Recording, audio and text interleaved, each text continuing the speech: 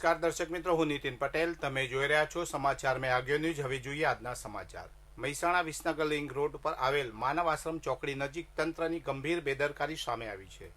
એ welcome કોમ્પ્લેક્સની બિલકુલ સામે road સાઇડમાં છેલ્લા ઘણા સમયથી એક કુંડી ખુલ્લી હાલતમાં હોવાથી રાહદારીઓ અને વાહન ચાલકો ઉપર અકસ્માતનું જોખમ તોડાઈ રહ્યું છે.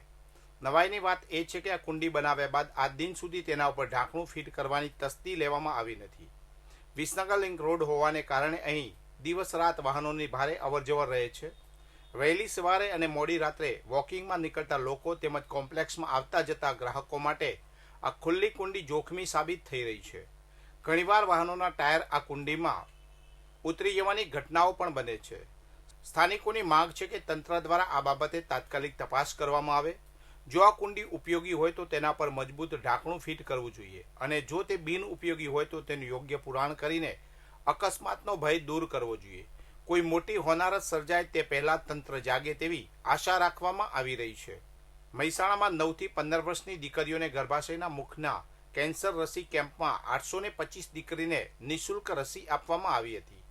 ગર્ભાશયના મુખના કેન્સર રસીકરણ કેમ્પ યોજી નિઃશુલ્ક રસીકરણ કરવામાં આવ્યું હતું. આ કેમ્પમાં સ્નેહ સેવા ચેરિટેબલ ટ્રસ્ટ મહેસાણાના ડોક્ટર પશાભાઈ પટેલે દીકરીઓને રસી આપી ગર્ભાશયના મુખના કેન્સરથી બચાવી છે. મહેસાણા તાલુકામાં અલગ અલગ વિસ્તારમાં દાતાઓના સહયોગથી સ્નેહ સેવા ચેરિટેબલ ટ્રસ્ટ દ્વારા આપવામાં આવી રહી છે. આ કેમ્પમાં 84 કડવા પાટીદાર સમાજના અધ્યક્ષ શોભનાબેન પટેલ, પૂર્વ પ્રમુખ મટીબેન પટેલ, પ્રમુખ ભારતીબેન, સહમંત્રી જ્યોત્સનાબેન તેમજ હોદ્દેદારોની ટીમ અને સમાજના પ્રમુખ કે પટેલ અને અન્ય બહેનો હાજર રહી હતી. અનેક સેવાભાવી સંસ્થા અને વ્યક્તિઓ દ્વારા રસીકરણના કેમ્પ યોજી ગર્ભાશયના મુખના કેન્સર માટે રસીકરણ કરવામાં આવે છે. યાત્રાધામ બહુચરાજીમાં મા શક્તિના દર્શનપથ જેવા પવિત્ર સ્થળ પર ધારદાર હથિયાર સાથે સોશિયલ મીડિયા માટે રીલ બનાવી ભય ફેલાવવાનો પ્રયાસ કરનાર શખ્સને પોલીસે ઝડપી પાડીને કાયદાનું ભાન કરાવ્યું છે. માથાભાર યુવકે જે સ્થળે હથિયાર લહેરાવીને રીલ બનાવી હતી તે જ સ્થળે પોલીસે તેને લઈ જઈ જાહેરમાં ઉઠક બેઠક કરાવી માફી મંગાવતા પંથકમાં ચર્ચાનો વિષય બન્યો છે.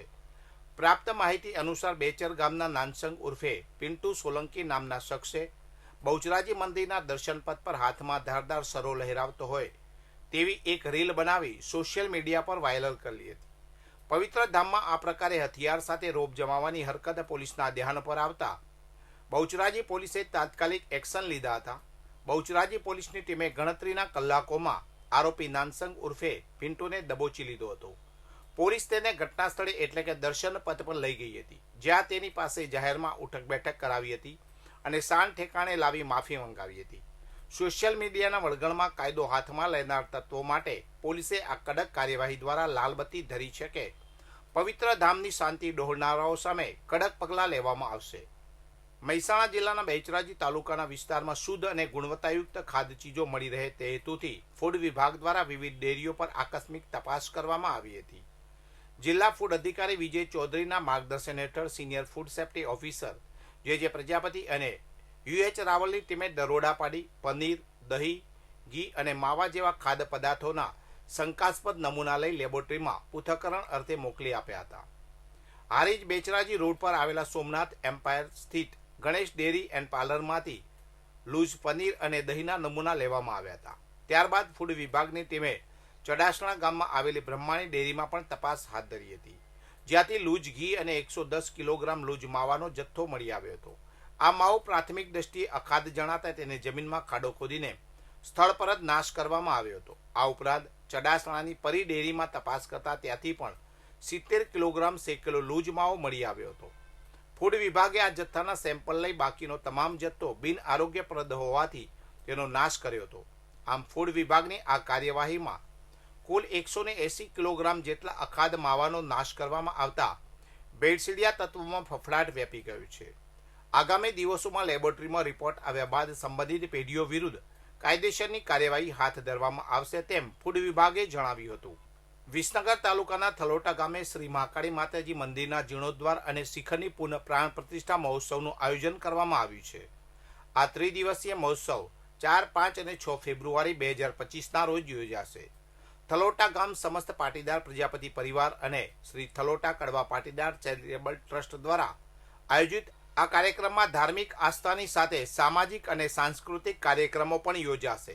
થલોટા ગામ ઉત્તર ગુજરાતમાં કુંવારી અને પરિણીત દીકરીઓ, બહેનો અને ફઈઓને દાન આપવાની પરંપરા માટે જાણીતું છે. આ પરંપરાને જાળવી રાખીને મહોત્સવમાં ગામની પરિણીત ફઈઓ, દીકરીઓ અને બહેનોને ખાસ આમંત્રિત કરવામાં આવ્યા છે. આ પ્રસંગે વિસનગર તાલુકાના ગામો અને શહેરમાંથી મોટી સંખ્યામાં ભક્તો માતાજીના દર્શનાર્થે થલોટા પધારશે. મહોત્સવ દરમિયાન શોભાયાત્રા, દીકરીઓના વધામણા, મા બાપને ભૂલશો નહીં, સામાજિક નાટક, રાસ ગરબા, ભવ્ય લોક ડાયરો અને મોટિવેશનલ કાર્યક્રમો યોજાશે. શોભાયાત્રામાં રિયા પટેલ, રાસ ગરબામાં પ્રસિદ્ધ ગાયક સાગર પટેલ, લોક ડાયરામાં અનુપસિંહ વાઘેલા, જિગ્નેશ કવિરાજ અને વિક્રમ માલધારી ઉપસ્થિત રહેશે. પરિવારોત્સવ કાર્યક્રમને motivational speaker doctor Ankita Mulani સંબોધશે. આ મહોત્સવમાં વિસનગરના ધારાસભ્ય અને રાજ્ય સરકારના ઉર્જા અને પેટ્રોકેમિકલ્સ, પંચાયત અને ગ્રામ વિકાસ, ગૃહ નિર્માણ, વૈધાનિક અને સંસદીય બાબતોના મંત્રી ઋષિકેશભાઈ પટેલ હાજર રહેશે. તેમની સાથે ઉધના સુરતના ધારાસભ્ય મનુ પટેલ, એસકે યુનિવર્સિટીના chairman Prakashbhai Patel, Bhamasar Raju Patel, RK Jewellers અને વિસનગર નગરપાલિકાના પ્રમુખ ઉત્તમ પટેલ પણ ઉપસ્થિત રહેશે. 3 દિવસીય મહોત્સવ દરમિયાન દાતાઓનું સન્માન કરવામાં આવશે. નવનિર્મિત મંદિર પર હેલિકોપ્ટર દ્વારા પુષ્પ વર્ષા કરવામાં આવશે, જે એક વિશેષ આકર્ષણ રહેશે. ઉલ્લેખનીય છે કે શિખરબદ્ધ મંદિરનું નિર્માણ માત્ર 1 વર્ષના ટૂંકા ગાળામાં પૂર્ણ કરવામાં આવ્યું છે. વધુ સમાચાર માટે જોતા રહો સમાચાર મેં આગે ન્યૂઝ. નમસ્કાર.